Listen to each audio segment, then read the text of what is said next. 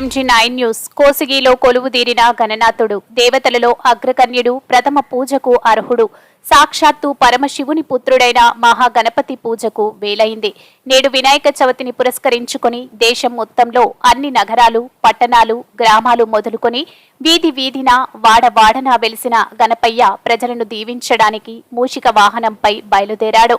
ఉండ్రాళ్ల ప్రియుడైన గణపయ్యకు భక్తులు ఉదయం నుంచి నైవేద్యం, అర్చన, పిండి వంటలతో ప్రసాదం పెడుతూ స్వామివారి దర్శనం చేసుకున్నారు. కర్నూలు జిల్లా కోసిగి మండల కేంద్రంలోని శ్రీరామ కాలనీ వినాయక మిత్ర మండలి సభ్యులు పోతుల మధు, గాజుల శివ, గాజుల నాగరాజు, రఘు, గిడ్డయ్య, వేణు, మధుల ఆధ్వర్యంలో గత 40 సంవత్సరాలుగా వినాయక మండపం ఏర్పాటు చేసి వినాయకుని విగ్రహం ఆవిష్కరించి పూజలు చేయడం, నైవేద్యం సమర్పించడం వంటి కార్యాలను భక్తి శ్రద్ధలతో జరుపుతూ తమ కాలనీ వాసులకు రోగ పీడిత బాధల నుంచి దూరం చేయాలని, తమ కాలనీలో సుఖ సంతోషాలు కలిగించాలని ఉండ్రాళ్ల ప్రియుణ్ణి వేడుకున్నారు.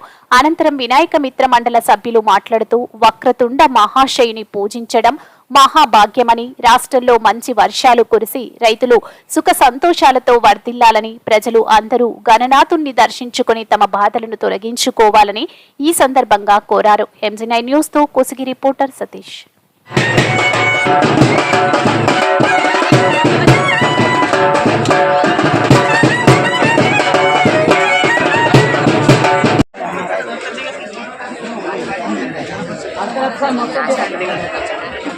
హలో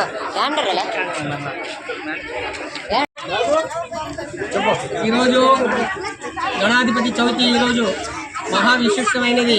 శ్రీరామ్ నగర్లో చతుర్దశి 14వ సంవత్సరము వినాయకుని ప్రతిష్ఠాపించినారు.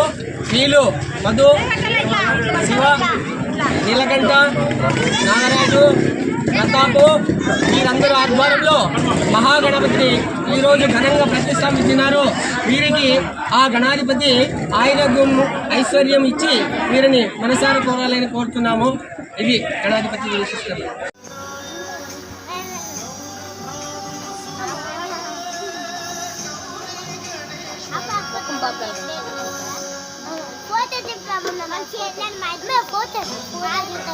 ఫోటో